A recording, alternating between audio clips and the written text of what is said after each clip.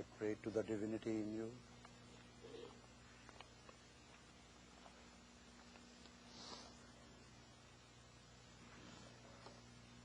You have already been informed that this is small Upanishads comprising of 12 verses, comes from Atharvaveda. It's a very important Upanishad. And Mandukya Upanishad, another Upanishad, says, if someone understands this Upanishad, means only 12 verses, he can attain enlightenment. It is so deep, profound. If someone actually understands this Upanishad, starts with Hari Om. Hari is epithet. Om is the eternal sound. The entire universe is the syllable Om.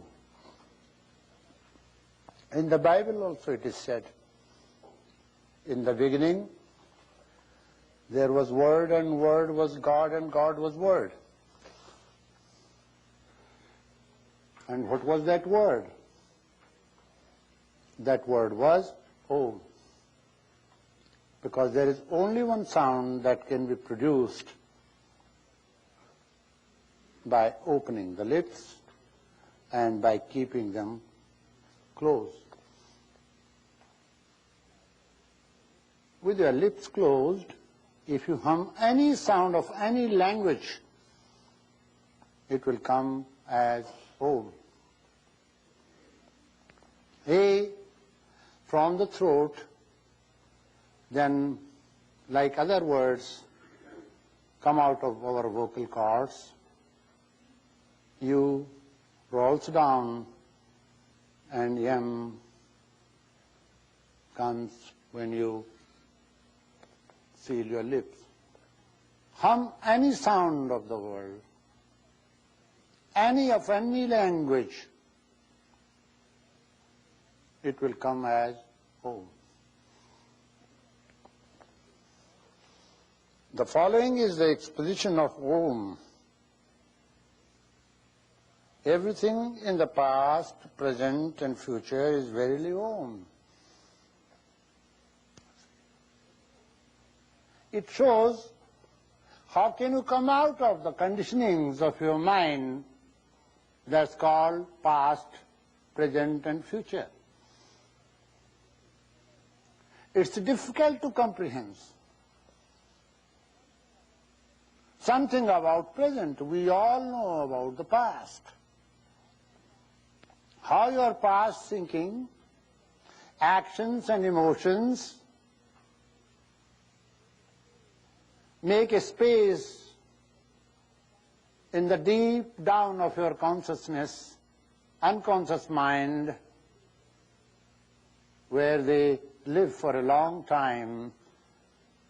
They can live forever and ever unless you know how to deal with them. They live in that reservoir of merits and demerits. You have to know how to deal with them. You have to know how to approach your unconscious mind and understand that. You see? That which is beyond time, space and causation is also Om. It means there is fourth state of mind, which is beyond these three states. That's called amatra, soundless state of Om. It's simple to understand with this simile.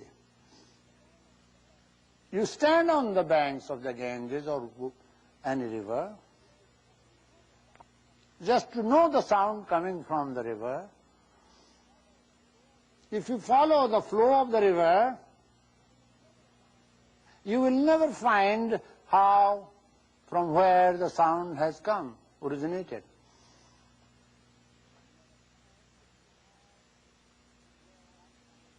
You will have to follow the river upwards from where it has come down, where it originated.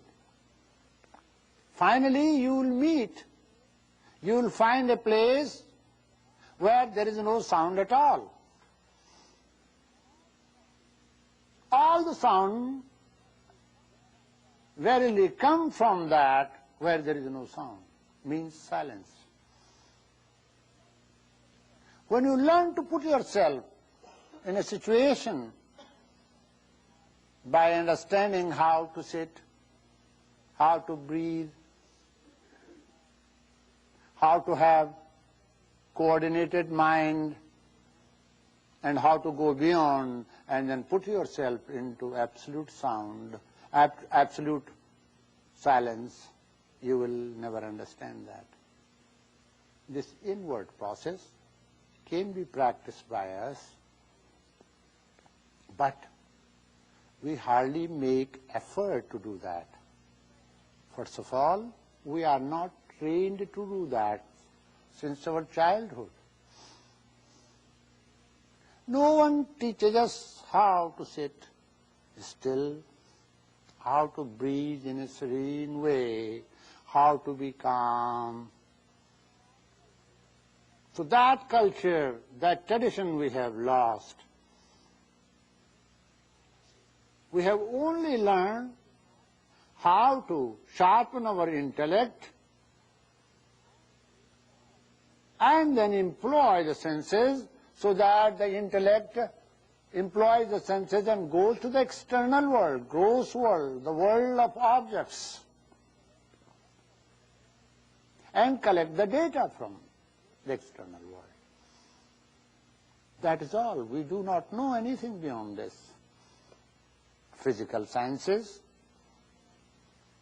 are trying to understand only external world.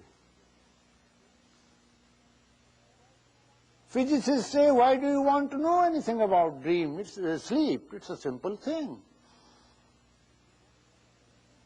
You don't think of anything. You are not aware of anything. So what do you want to know more than this? They say. They do not understand what sleep is. Actually, it's not the subject matter of physics.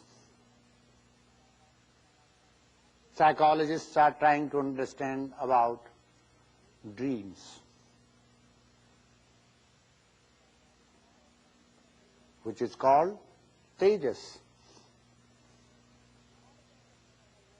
So knowledge of the external world comes under the domain of something that is called Vaishwanara.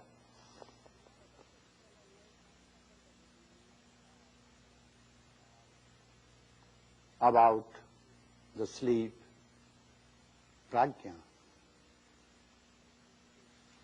Sleep can give great knowledge, provided you understand its nature well. You understand what it is.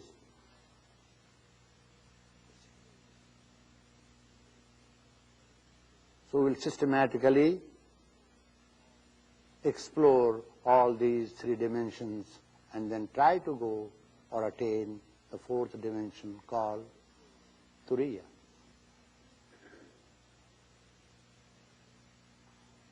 As I told you, three aspects of Om are considered to be waking, dreaming and sleeping. But the Vedas explain all the four padas, 4 feet of the eternal in a different way also, in another way also.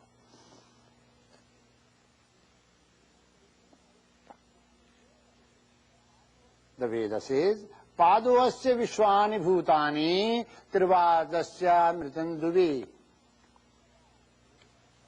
entire universe comes in one pada, one aspect.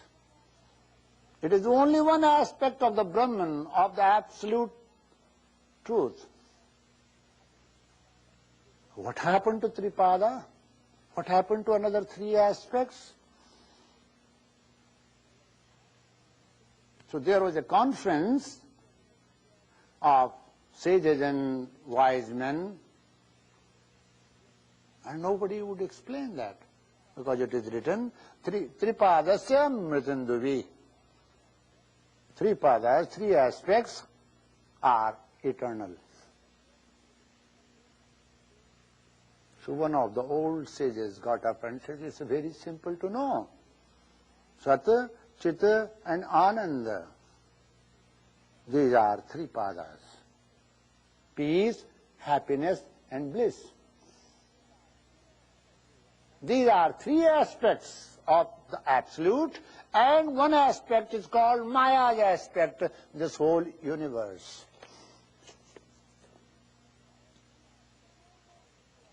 So to know those three aspects, another three aspects of the universe, you have to first understand the aspect of Maya. Shankaracharya explains it in a different way. Maya, he calls it Anadi, most ancient. Ma means no, Ya means that which does not exist in reality, but it exists in apparent reality. Apparently it exists, but actually it has no existence of its own. One of the aspects of Maya is called mirage. When you are driving a car, you find watery substance ahead. When you go there, you don't find anything there.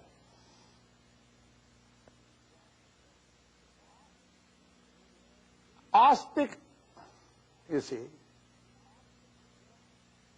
optic illusion is part of Maya. Mirage is a part of Maya. It does not exist, yet it apparently seems to exist. This whole universe actually does not exist. Now, let me argue about it. Yes.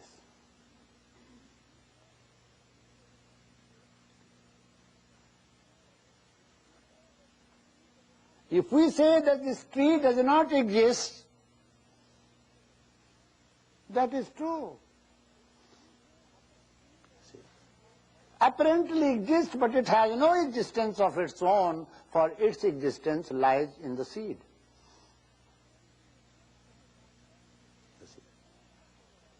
This is a great controversy, how Karana comes out with Karya, how cause produces effect. Which came first, cause or the effect? Karana or Karya? They both lived together. Tree lived inside the seed, it came out because it was already there. This whole universe has come out from nothingness. It means it is nothing. How something can come out of nothing? How this Sakara can come out of Nirakara? It means this is also Nirakara. Then why do we see the universe as it is? Because of our, you see, sense perception. We don't see this world as it is when we start dreaming. We don't see this reality, what you call apparent reality, as it is when we go to deep sleep. We will never see this reality, what you consider reality, when we attain the fourth step. Now, take off from the ground, from the airport, go to the height. From there you will not see things as they look here and now. It depends how you see things. You are not seeing things as they are. You are seeing things partially. So partial truth is not considered to be truth because it has nothing to do with the totality of your experience.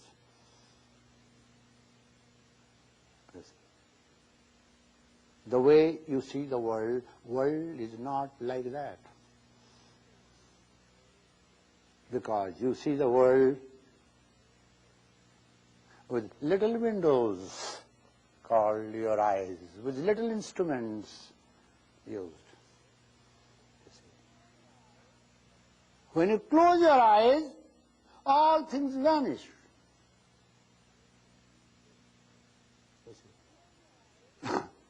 It depends how you perceive things. The things are not the way they look because there is no total experience that we are applying.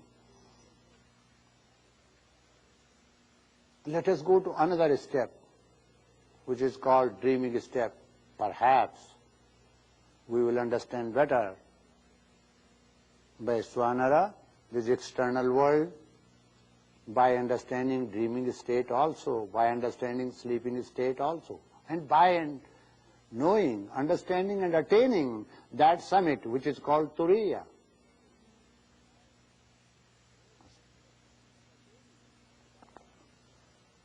With the help of Om, you can do this. Provided you know the method of using this Om, you understand the technique. When you can make your Jivatma, individual soul, as a bow,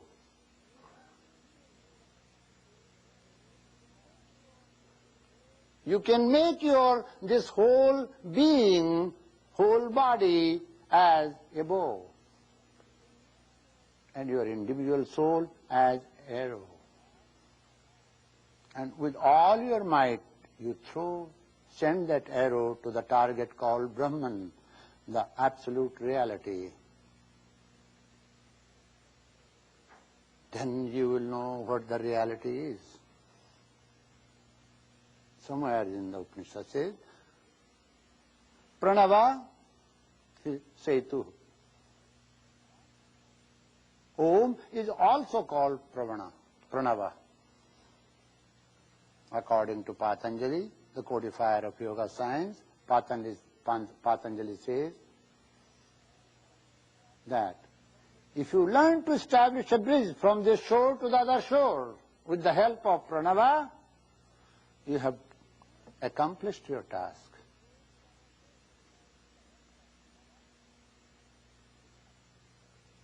It teaches you meditation without object. Why are you not improving? Why are you not deepening your meditation? Why your mind does not get concentrated and attain the next step, meditative step? Because your method is poor, shallow. Why do you get your frustration when you love someone? Because your method of loving, your love is poor. So the scripture says, when you learn to love, when you learn to attain, when you learn to have that final goal which is called Turiya, and learn to follow the path, tread the path of light and love without objects, finally you attain it. In this method, you don't find any object, any picture of a guru or deity or messenger, no object. Now, you will find that it becomes very difficult for you to concentrate your mind without some object. Mind always leans. Who taught you to lean on something all the time, on depending on something all the time? You talk of drug dependency, alcohol dependency, this dependency. No, no. These dependencies are nothing. You are suffering on account of a serious crisis. That crisis is a spiritual crisis. That dependency has been taught, given to you by your mind. You will never find mind being independent all the time. Never, not for a second. It is always dependent on something. Watch your mind and see.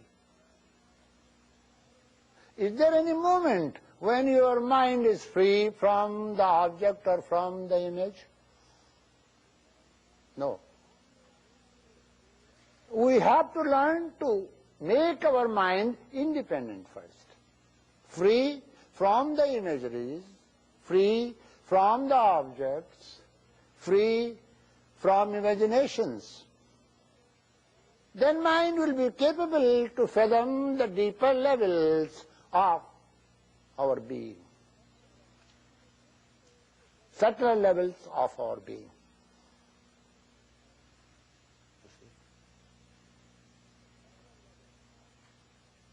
The commentary on these 12 verses, the finest of all commentaries, books in Vedanta, is called Karika, written by great God Padacharya, Shankara's Guru's Guru.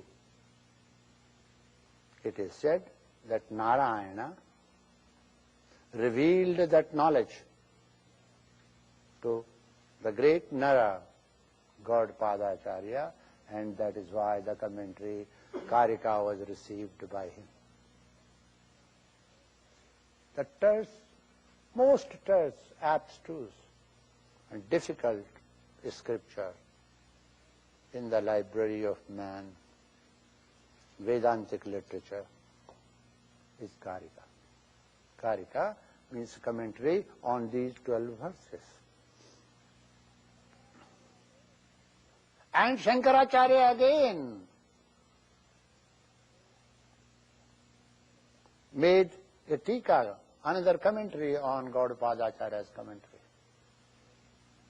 These 12 verses were expanded, it becomes a big volume. And in the monastic order, if someone is not taught this scripture, he doesn't know anything. He is not considered to be intelligent. He is not considered to be a teacher. He is not considered to be a brilliant person.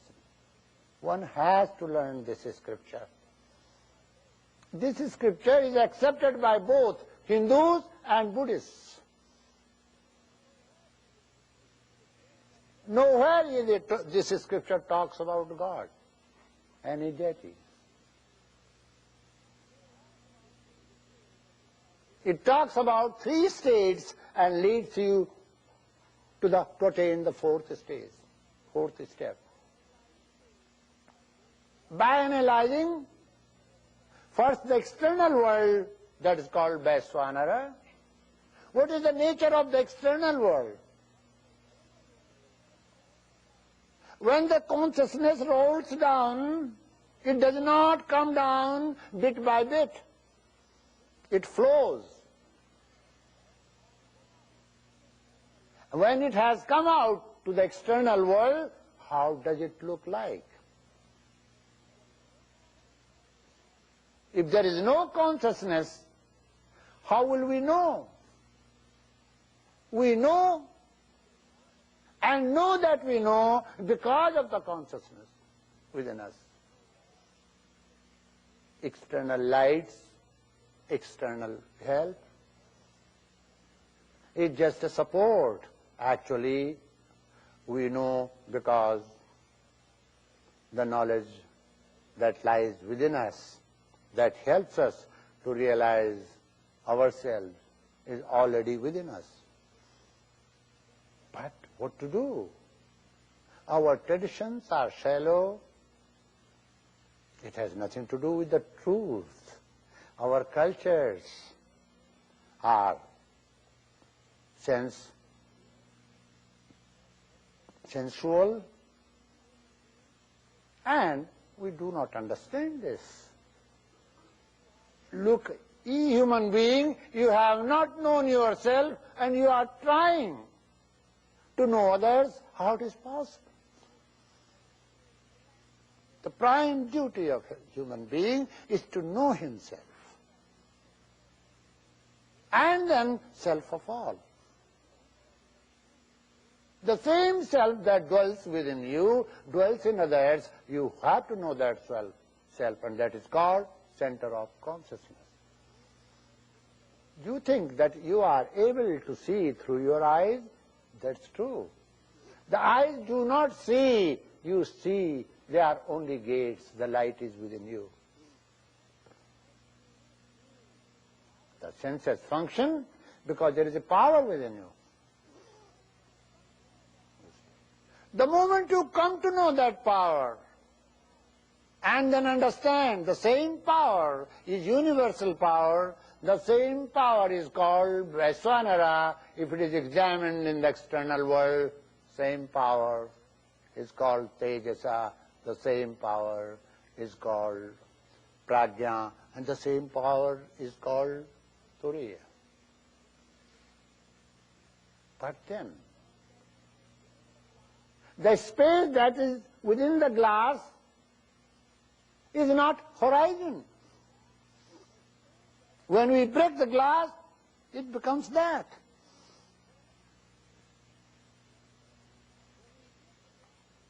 So the great teachers say, O human being, examine all these states systematically. What is Tejasa? You think your dreaming state has nothing to do with your life? That's not true.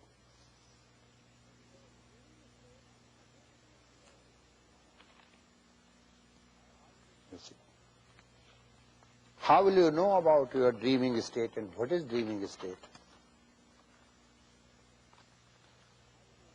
Second mantra says, all this, whatsoever is seen here, there and everywhere is Brahman.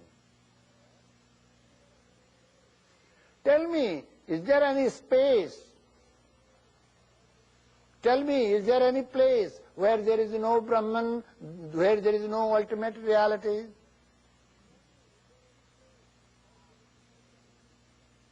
So this Atman verily is Brahman, and this Atman has 4 aspects. What are the 4 aspects? Consciousness. The first aspect is the waking state. They are not the states of mind. They are not creations of the mind. They are not projection of the mind. Mind has very little to do with your dreaming state or waking state. They are the states of consciousness. In this state, consciousness is turned to the external.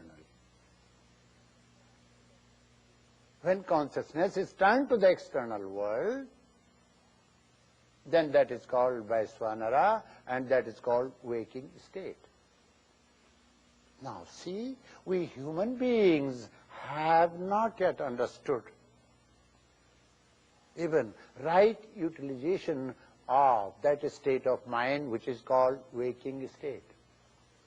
Is there any university which teaches you how to dream? You don't join such a university which is called Dream University. So your learning and your intelligence is limited to only one aspect of the totality of the learning process. How little do we feel when we know that we only understand something, very little, something about the waking state. We do not know much about dreaming state, sleeping state and Turiya. How much do we know about ourselves? Look at this poverty. We know very little about ourselves. You see. In this state, consciousness is turned to the external with its 7 instruments and 19 channels. What are those 7 instruments? 5 elements. Earth, water, fire, air, space, breath and ego. There are 7. Then what are the 19 channels?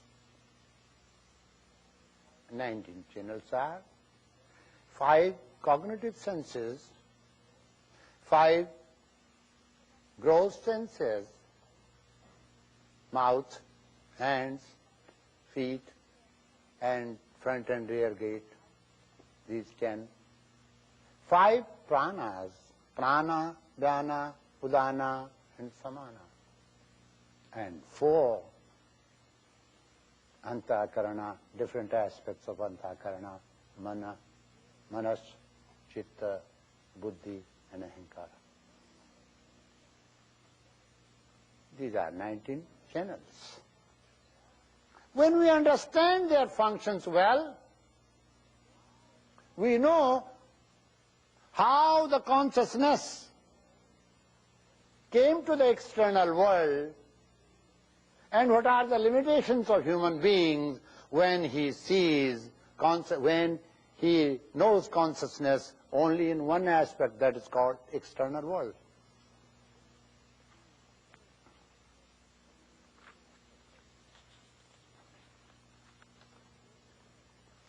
Now, the 4th mantra says, the second aspect is the dreaming state, tejasa. In this state, consciousness is turned inward. If you know the method of turning your consciousness inward, you can dream during waking state, and that is called daydream. You must have seen many people come in touch with all these natural potentials of human being accidentally. Paul, who was called Saul, on the way to Damascus, came in touch with that higher potential within himself and became St. Paul. Sometimes you come in touch with that potentials that completely changes, transforms your whole personality. And it happens when you are on the path. Why Paul started going towards Damascus? Why not towards the hill? He could not find satisfaction in what he was doing. So when he searched everywhere, finally he went to the path to Damascus. And on the way, self-realization dawned. Self-realization dawns when you are fully prepared. Preparation seems to be very important in life. If you are not prepared, self-realization will not dawn. You have to prepare yourself. Human being needs to prepare by understanding the instrumentation he has, the channels of energy he has, the equipment he has. In previous verse it is said, 7 and 19. You see. If you learn to understand how these 5 elements, earth, water, fire, air and space, had made this jar which is called body. And then in this jar, in this body, there is a flow called breath, light breath. And there is something inside that is called ego, who has created a barrier between us and the reality. Then you will come to know that human being has all the potentials, but there is something that separates him. What is that which separated human being from the absolute truth? This Upanishad says it has never. It's only superimposition. Once when I was in the mountain, I always used to teach the scriptures. You see, my favorite scripture was Panchadashi. So one of the books of Vedanta. I used to teach about Maya all the time, but I never understood it. So I felt very sad. One day I told my master, I said, give me practical example. Theoretically I know what Maya is, but I don't understand what it is. You see. He smiled and he said, tomorrow morning I will tell you what Maya is. So I was so excited to know. I said, if I know Maya, I will be free from the clutches of Maya, and there I will meet the Absolute. On the way, while returning after bath in the Ganges, he rubbed himself tightly with the trunk of the tree. And I said, what is this you are doing funny thing today? He said, I am not doing anything. This is Maya that has done to me. Will you please help? I was really young and strong. I tried my best to pull his leg, to try to release his hands, arms, but I was not successful. But I said, what is this? Please release your hands. He said, I cannot, because this is Maya.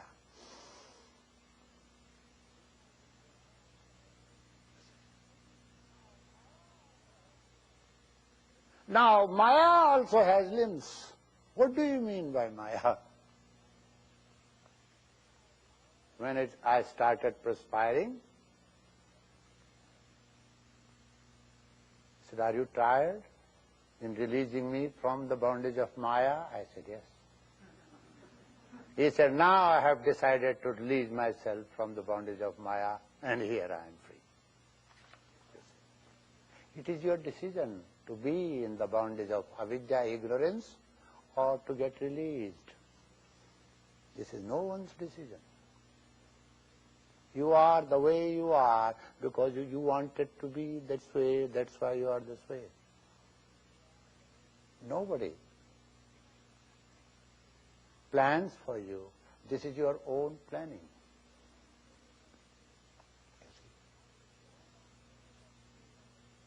And this goes on till eternity if you do not have the aim in front of yourself and direct all your energies to understand. So when you know that all the things in the world have some name and have some form, is there anything that has no form? Is there any form that does not go to change, death and decay? So that name and form is temporary aspect of that something.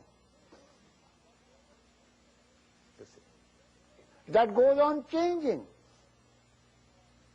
There is one word in Sanskrit for this world that is called samsara, that continues, that goes on like this. It's like a river that goes on flowing. Mass of water passes, yet another mass comes, fulfills that gap, and there is no gap at all. There is a continuity.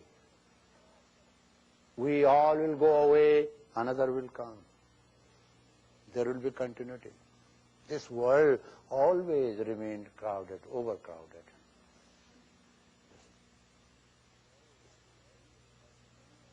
So, this is the world, samsara.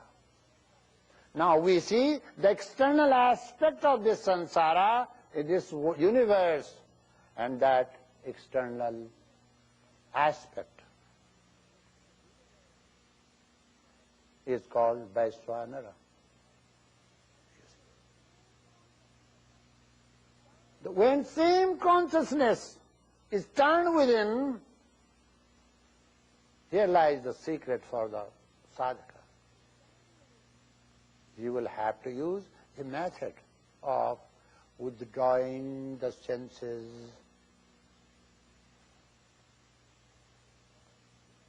from the external world.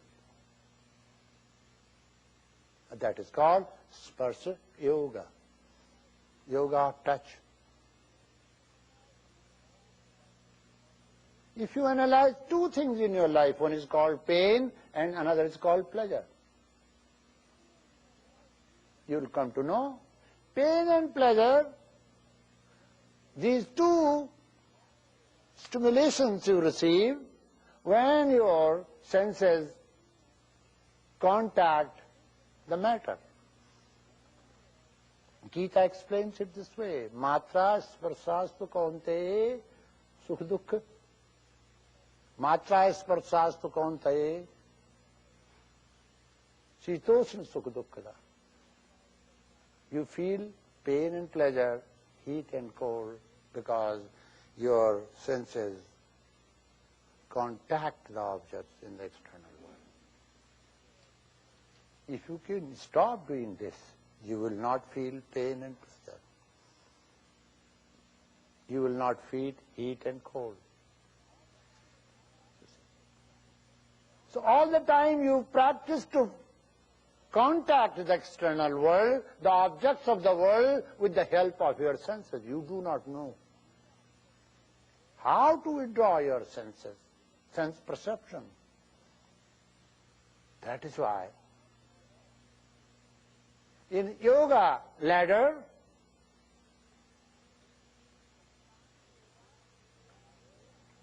Ashtanga yoga, in the 8 ladders, 8 rungs of yoga, Pratihara seems to be very important. There are no books on the subject Pratihara.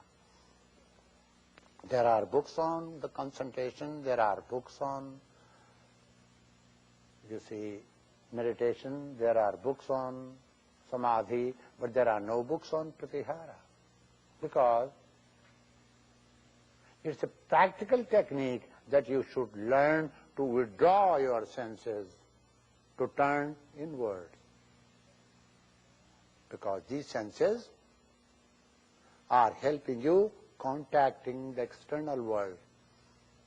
And that's why you feel pain and pleasure.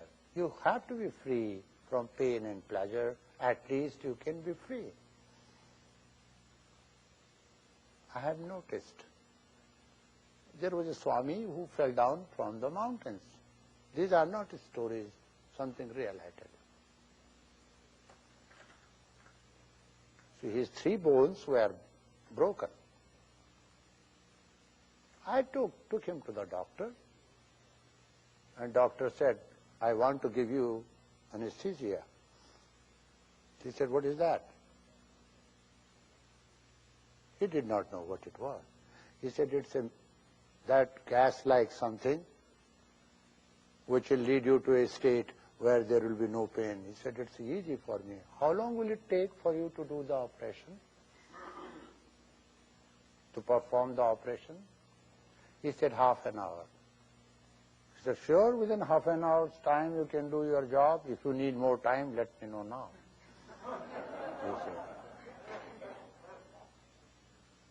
He said, okay, 40 minutes. He said, I give you 50 minutes. And for a second, he composed himself. He withdrew his consciousness from that limb, and he started doing the medicine.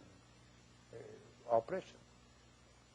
Because I took him to the doctor, Dr. Mukherjee, who was surgeon, who is still alive, lives in Varanasi. So it took him exactly 50 minutes. After 50 minutes, suddenly he smiled when the operation was done. Because he practiced. How? Not to allow his mind to use the channels which distract and dissipate the power of mind and lead the mind to the external world. These are agents that mind employs to contact the external world. But whose power is that? Is it power of the mind? Is it power of the senses? No. It's power of the consciousness. They all are using the power of consciousness. When you learn to train your mind through which this power flows to the external world, by separating itself from the senses, by not employing the senses, then that state is called a state of conscious withdrawal, which is very important for the meditation. Why are you not successful in meditation? You do technical things. You sit down, you have attained stillness.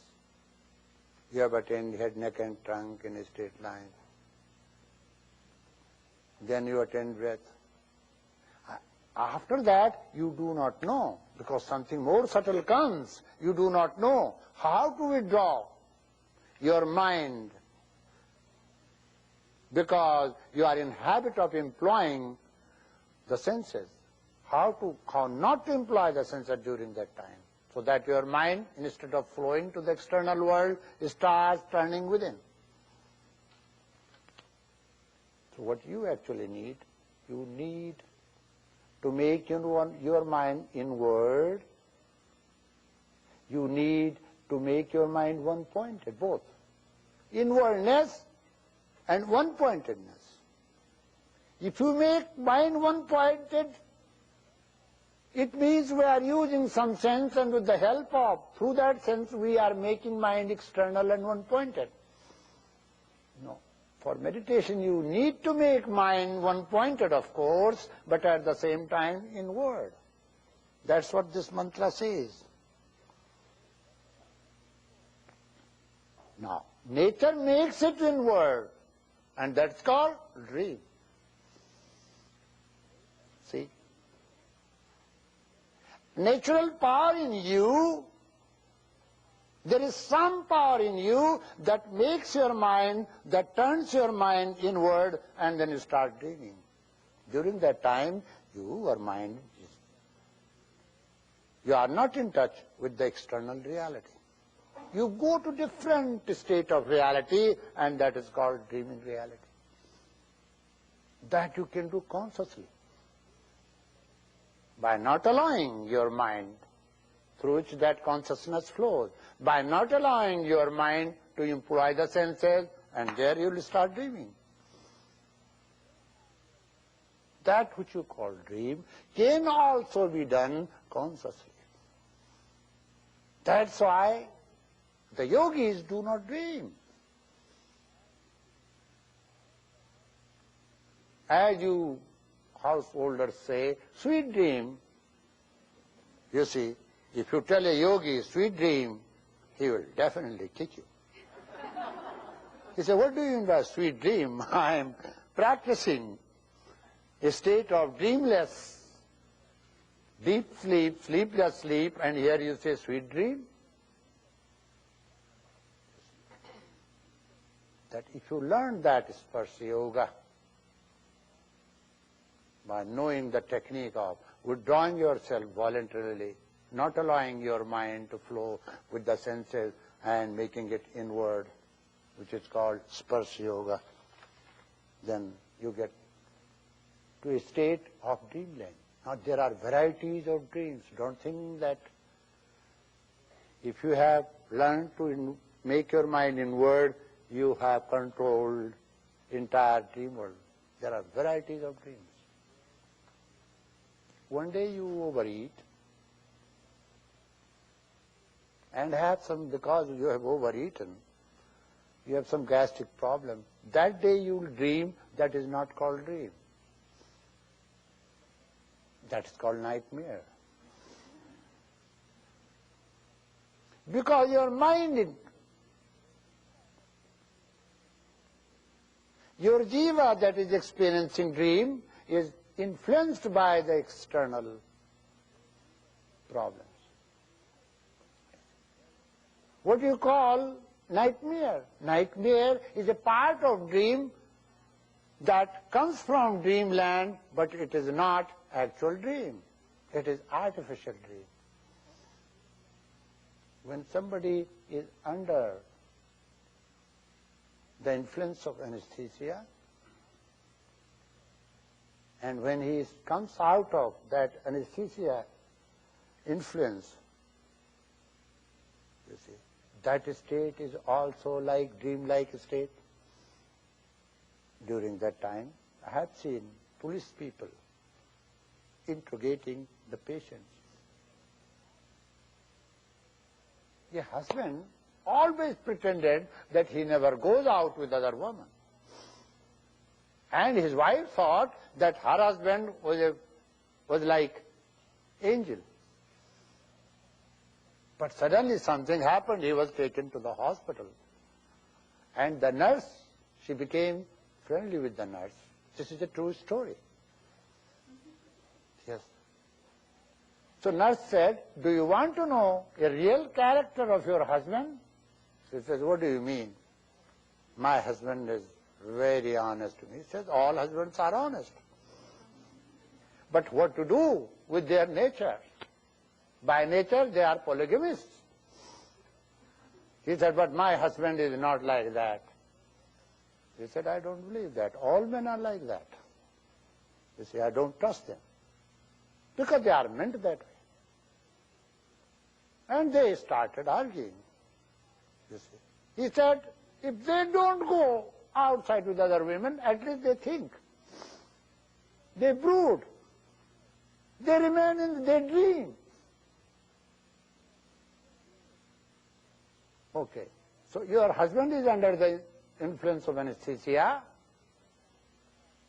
When I will tell you at such and such time he will start coming out, start putting questions. Did you have any girlfriend? He said, yes. What was the name of your girlfriend? He said, Leela. Because that case came to me later on. And that girl was under fits.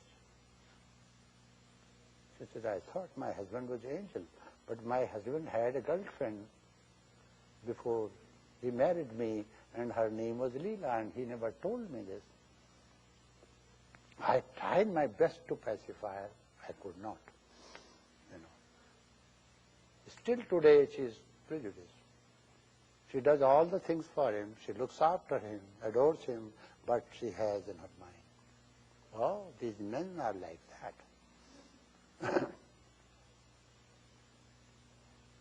Truth comes out during dreaming state. So don't think that dreaming state is not important state. You can never hide yourself, any of your feelings during dreaming state, no matter how great you are. There is no such control on you. There is no way unless you are perfect yogi. Then you will not dream.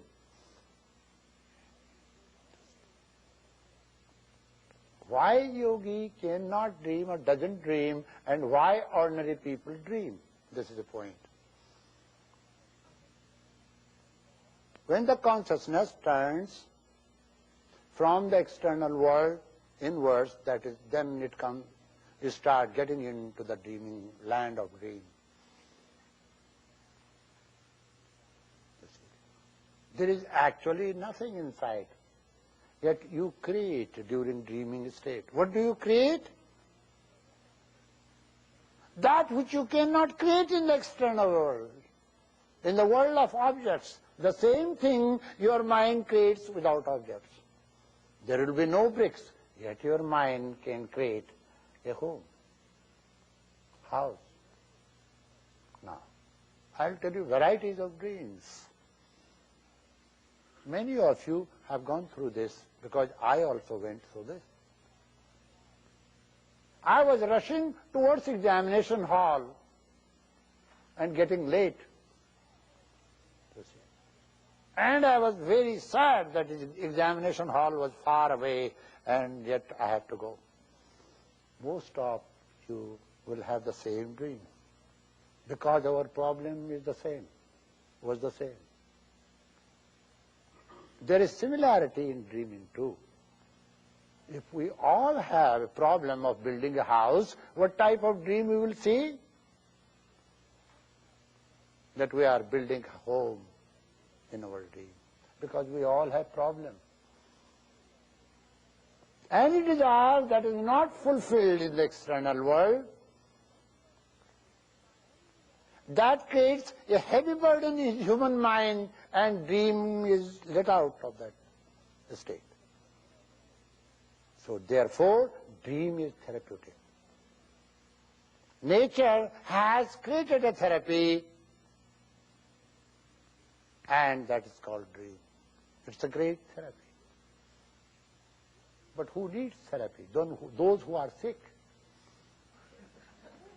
Yogi do not need therapy. You see. It's therapeutic all right, but if you have consciously controlled that aspects of yours which make you sick, you do not need that therapy. So there is a way of going through dreaming state without any exhaustion. In dream, you do things which you cannot do in the external world. That's why you have dream.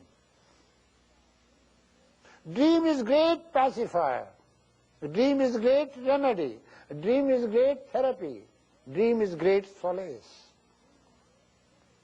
But the moment you decide that you want to dream this way, you will never dream that way. If you remember someone constantly, you will never dream of him. The moment you forget, you will start dreaming. It means there is some relationship with the dream, with conscious and unconscious mind. I want to explain to you. Are you with me, or simply am I a fool talking to you? Tell me. Okay.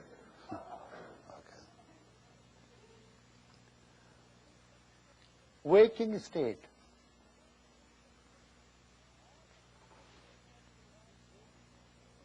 All the consciousness that we have in the waking state, is it under our conscious control? All the power that we have at our disposal during waking state, is it under our control? No.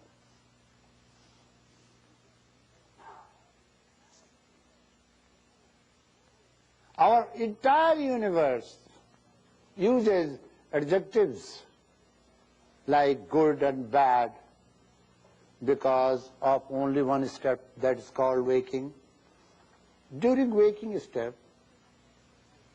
state of mind, you get yourself cultured. That's a small part of the totality of yourself. A small part of the totality. Christ knew the technique, and his guru, John the Baptist, did not know. It's not necessary that your guru knows and you do not know. You can know something which your guru does not know. How Christ came in touch with that power, where he knew more about his mind and potentials. That's why he could change water into wine. All these so-called miracles are miracles as long as you do not know them. The moment you know them, they are no more miracles. The more you dive deep into the ocean within, the more you come out with the pearls already lying at the bottom of the ocean there. First point is, what we call waking state. You see. During waking state, our mind and senses, are they under our control? No. And during dreaming, they are definitely not. But during sleeping, the Lord of life sees that you learn how to have control over them. That which you cannot do during waking state, sleep does it. You cannot forget that you exist. You cannot forget that you are son of such and such, you are doctor, you are psychologist, you are good, you are bad. You are the owner of this property, you are the owner of that property, you cannot forget it. But during sleep, you completely forget it. Because this is a superimposition. Had it been reality, how could you forget? Whatever you think about yourself, if had it been truth, you wouldn't have forgotten. You wouldn't have forgotten. Why do you forget it? Because this is not truth. This is not a part of absolute reality. Dream tells you this is not true, that you are a great scholar. In dream, sometimes you dream that you are stupid, you are a fool, you do not know anything. And you feel bad and you cry, and you feel pity on yourself. But suddenly your wife comes, so you compose yourself, you don't cry. And this is all dream going on. You see. As there is waking reality, there is dreaming reality. Let us first find out how your consciousness or conscious mind is trained. A small part of the totality of mind is being trained by our educational system since ages, and nothing is happening to human being. That's why we are crude. That's why we are primitive. That's why we are animal. Human being is called walking animal, talking animal. Because we do not know how to use the potentials that we have. A small part of mind, and then we get many, many designations.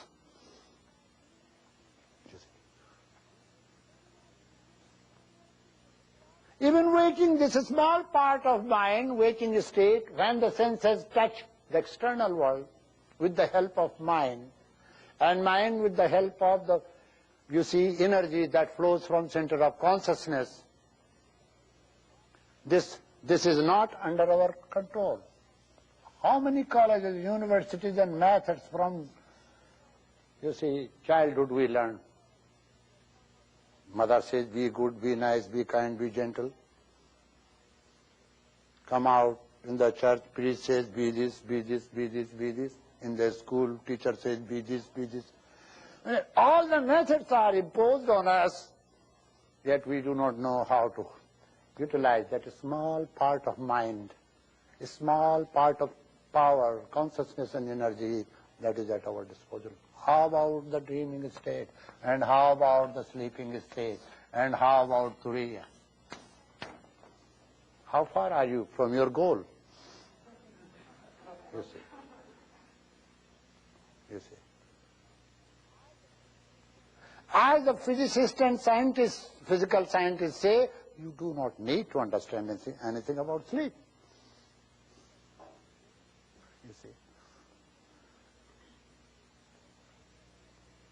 I think if we do not know anything about sleep, and if you don't try to know anything about sleep, how will you go to the fourth state, Turiya? Sleep, the state of sleep is called pragya, blissful state. In deep sleep, you are in blissful state. So much pain you are going through, it's higher than anesthesia. Now you come. Where you are under the influence of anesthesia, body is not rested. But if you are in deep sleep, the body is rested, the breath is rested, both systems, everything is rested. Because there is no content in the mind. So, both set of muscles, autonomic nervous system, you see, everything is rested. Therefore, sleep, that which can be bestowed by sleep cannot be bestowed by any other way. There is a very close relationship between sleep and dream.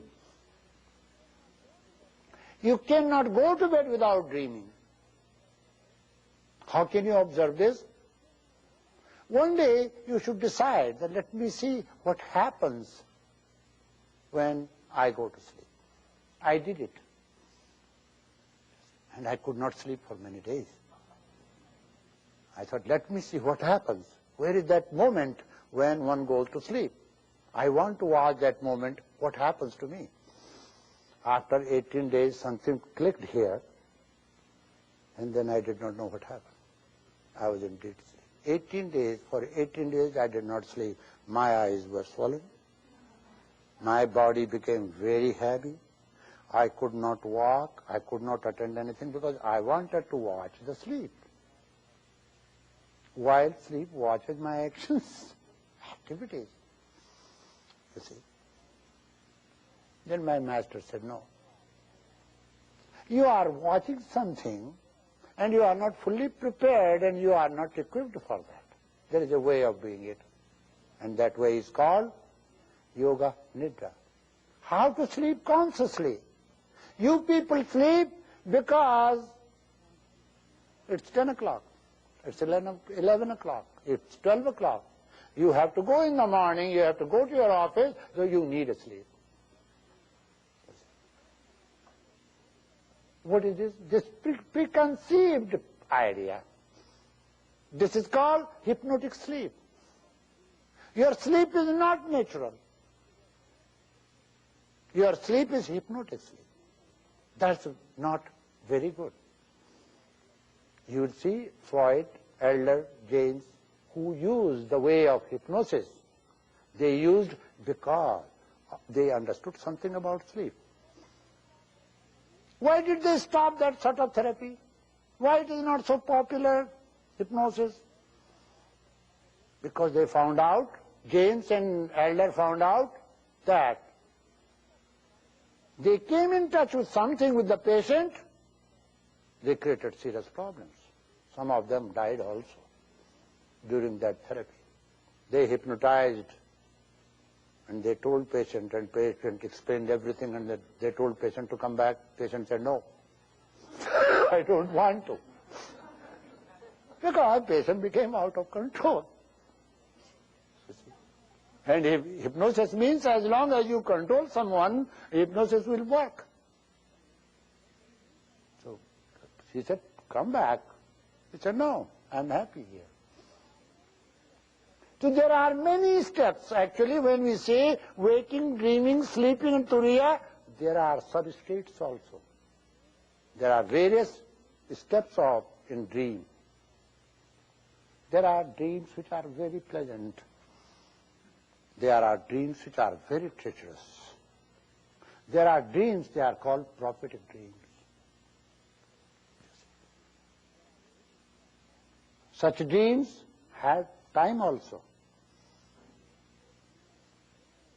So dreaming state is when consciousness turns inward, then the dreaming state comes. But for a yogi, that comes voluntarily, and it's called pratyahara, how to withdraw your senses from the external world. You can attain that dream. You can consciously go through this, sleep, and then attain this. You don't have to be unconscious to attain turiya. Whenever you are unconscious, think that you are touching the sleep. You are in sleep state. A yogi has not to sleep for attaining Turiya. Yogi has to control sleep for attaining this. Control sleep means to sleep, yet understand sleepless sleep. That's the point. From tomorrow, we have practical lessons. How to sleep, even how can you dream, and how to go beyond this. So 1 hour I will speak, and rest of the time I will give you some methods to practice. Do you have questions? I will give you some time for questions. Yes. When you talk about causality, are you referring to the utterment connection between events? I am talking about the seed. I am talking about the Karan, cause. I am talking about the father who is a son. Father can produce a son. Son has never produced the father. The karya is on the Karan, you see. The effect is because of the cause. Cause is not because of the effect. We are talking about that causality. Yes. I'm confused by a contradiction. On the one hand, you say that we have to decide to get out of the clutches of Maya. But it's also said that Atman reveals to him whom the Atman chooses. Yes. So, on the one hand, you're saying it's our responsibility to get out of the clutches. On the other, Atman chooses who? Atman chooses only that one who is prepared, because Atman is not a fool. That's why. Why father chooses to pick up the child? You see, one child of yours is 21, another is 18, another is 7, the fourth one is 1.5 years. Which one do you choose to pick up and hold in your bosom and kiss and hug? One who is pure and simple. Yes. It has nothing to do with intelligence and all that.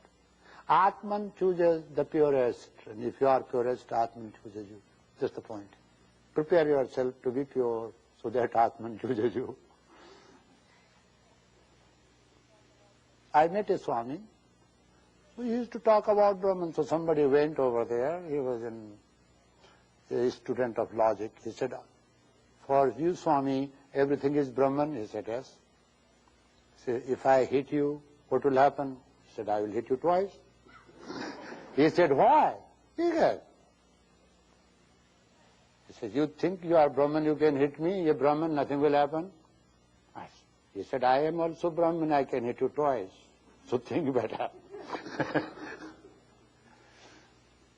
Yes.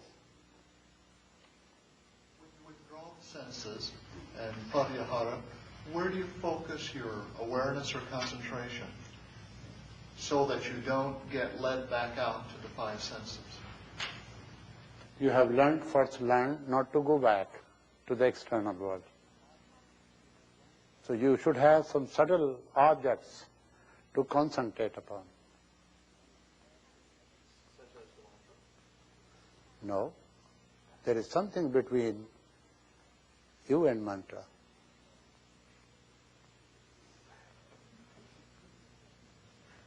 For example? This is your physical body. This is your pranic sheath. What comes after that? This is your mental sheath. What is between mind and prana? What lies here?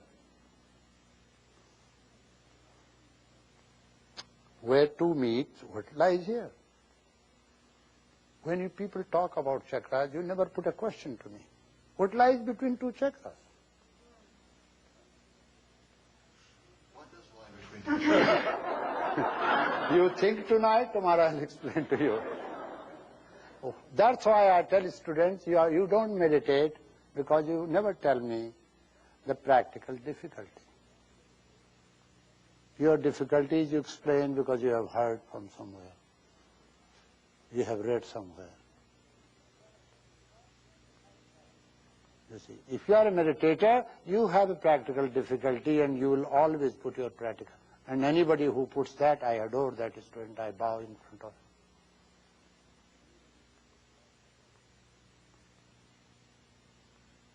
So we'll discuss more. Yes?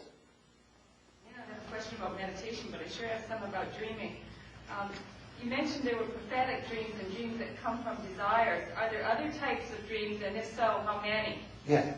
No, there is another dream, and that is all, it's like hunch. That's not a prophetic dream, but it's like hunch. Then there is a dream that you dream, yet you forget in the morning. There is a dream in which you find vision, because consciousness is there. You see, if you know how to utilize that state, you can do wonders in dream. You can send messages from one place to another during dreaming state. You see. We will discuss more about it tomorrow. Huh? Take care.